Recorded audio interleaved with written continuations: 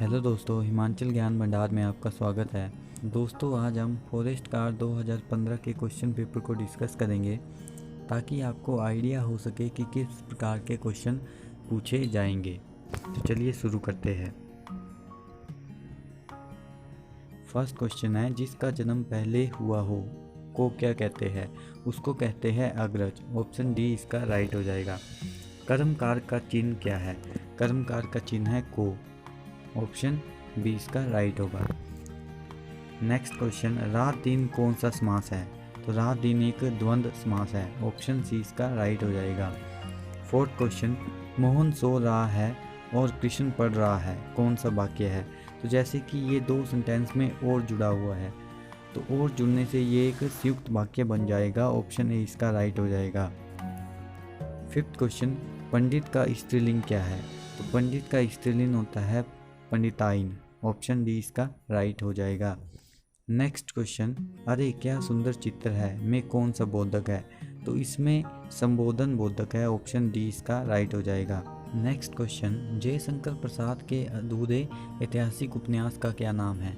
तो उस उपन्यास का नाम है इरावती। ऑप्शन डी इसका राइट हो जाएगा। नेक्स्ट क्वेश्चन है, अंधों में काना राजा लोकोक्ति का क्या अर्थ है? तो इसका आंसर हो जाएगा मूर्खों में कुछ पढ़ा लिखा होना। ऑप्शन बी इसका राइट हो जाएगा। नेक्स्ट क्वेश्चन है, मैं हम कौन सा सर्वनाम है? तो ये एक उत्तम पुरुष है। ऑप्शन बी इसका राइट हो जाएगा। अगला क्वेश्चन है, प्रत्येक शब्द में कौन सा उपसर्ग है? तो प्रत्येक में प्रति उपसर्ग है। ऑप्शन सी इसका राइट हो जाएगा। तो इस तरह से हमने हिंदी के 10 क्वेश्चन को डिस्कस कर दिया। तो जैसे कि हमने देखा कि 2015 के क्वेश्चन पेपर में 10 हिंदी के क्वेश्चन आए हैं, और हमने लास्ट वीडियो में जैसे कि हमने डिस्कस किया था 2019 के क्वेश्चन पेपर को, उसमें भी हमने 10 हिंदी के क्वेश्चन को देखा था। तो इस तरह से हम देख सकते हैं कि फॉरेस्ट गार्ड में 10 हिंदी के क्वेश्चन आते हैं। अब बात करते हैं इंग्लिश क्वेश्चंस की। तो विच one of the following is A consonant? तो जैसे कि हम जानते हैं इंग्लिश अल्फ़ाबेट में 5 वोवल्स होते हैं, ए ई आई ओ यू, ये 5 वोवल्स होते हैं, और बाकी जितने भी बचे वो सभी कॉन्सोनेंट होते हैं। तो इस तरह से ई वोवल है, ओ भी वोवल है, यू भी वोवल है। तो इसका ऑप्शन सी राइट हो जाएगा। बाय इसका ऑप्शन सी इसका राइट हो जाएगा। अगला क्वेश्चन देखते हैं, choose the correctly spelled word. तो इसमें से हमने देखना है कि कौन सी स्पेलिंग राइट है।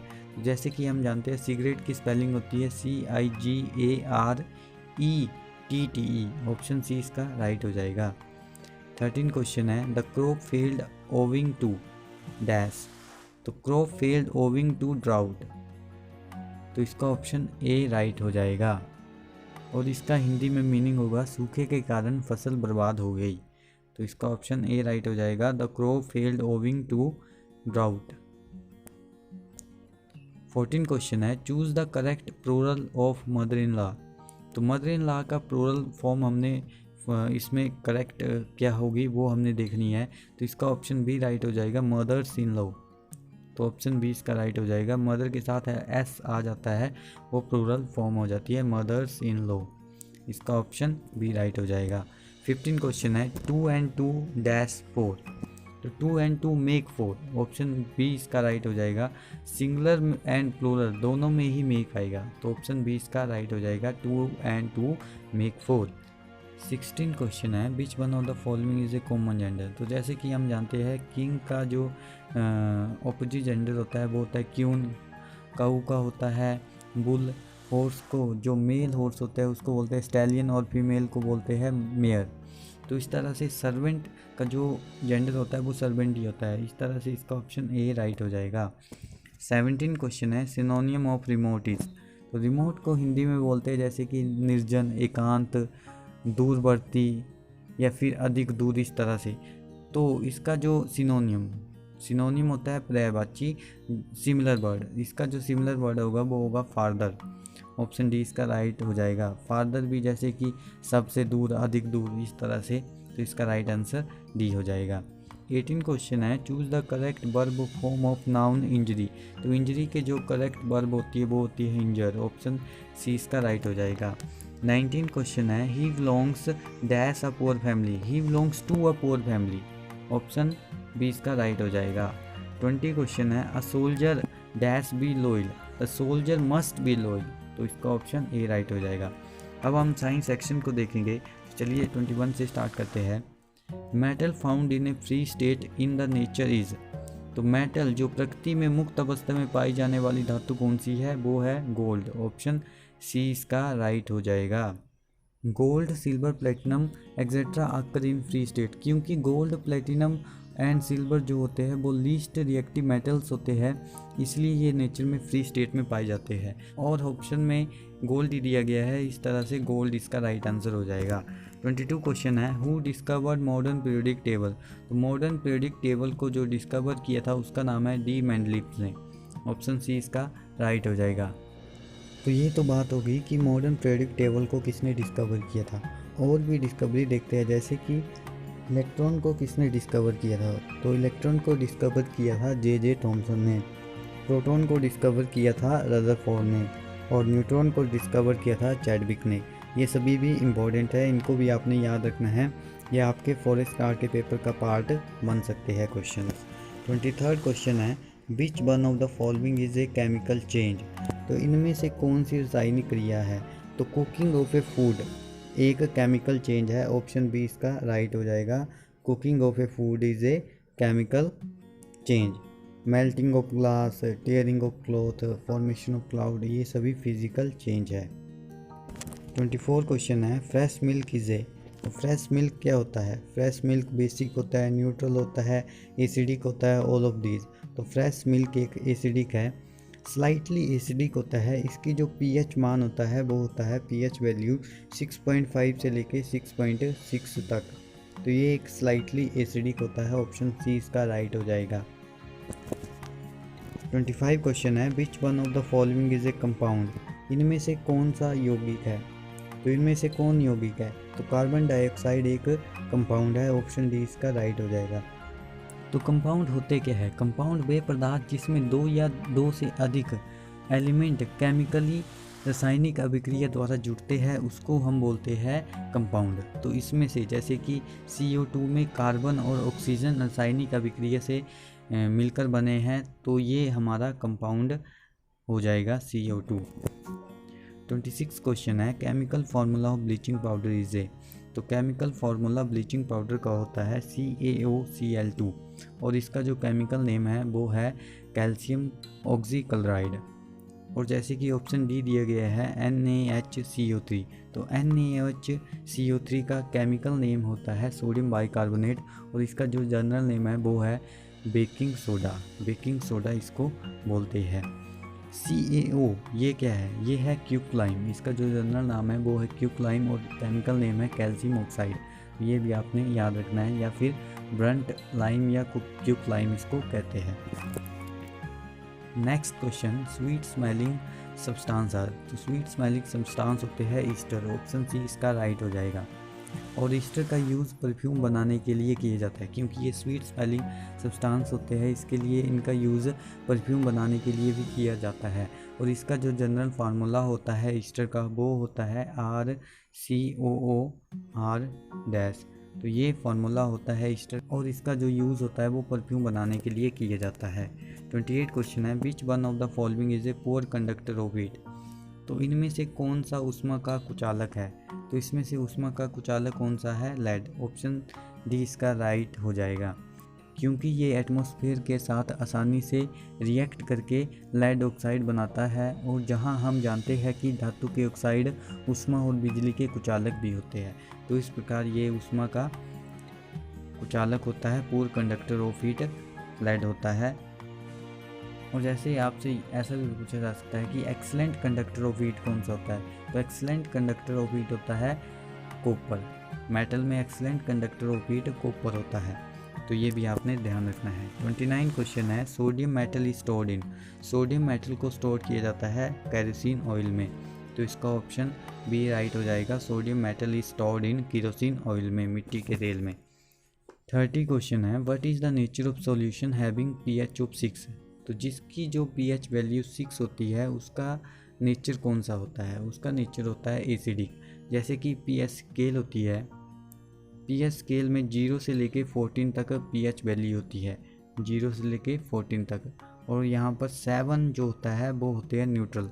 जिसकी pH वैल्यू 7 होगी वो न्यूट्रल होता है, जिसकी 7 से कम और 0 से अधिक होती वो होता है एसिडिक। 0 से लेके 7 तक एसिडिक और 7 से लेके 14 तक बेसिक होते हैं, उनको बेसिक बोलते हैं। 7 से 14 तक जिनकी pH वैल्यू होगी वो बेसिक होगी और 0 से 7 तक एसिडिक होगे। तो जैसे कि ब्लड की pH वैल्यू कितनी होती है, तो ब्लड की pH वैल्यू होती है 7.35 टू 7.45।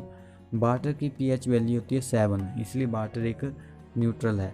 तो वाटर की जो pH वैल्यू होती है वो 7 होती है। ब्लड बेसिक होता है क्योंकि ये 7 से अधिक इसकी pH वैल्यू है।